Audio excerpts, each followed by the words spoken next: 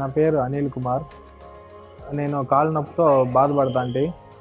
Varicose రగుతాము గూళ్ళ కట్టి కాళ్ళు వాపు వస్తుంది, నిలబడుకొని అయ్యలేదు. హిందూపూర్లో చూపెట్టుకున్నప్పుడు మనకి ఇక్కడ అనంతపూర్కి రాయించినారు.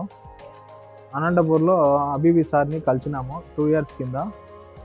సార్ వచ్చేసి సొల్యూషన్ చెప్పినాడు, గ్లౌజ్ వాడు, సెట్ కాకపోతే సర్జరీ చేస్తాము అని. 2 years ముందు వచ్చి వాడినాము, సెట్ కాలేదు, కొంచెం వాపు ఎక్కువైన దానికి సార్తో మళ్ళీ కలిసినాము. సారు సర్జరీ చేయాలని చెప్పినాడు.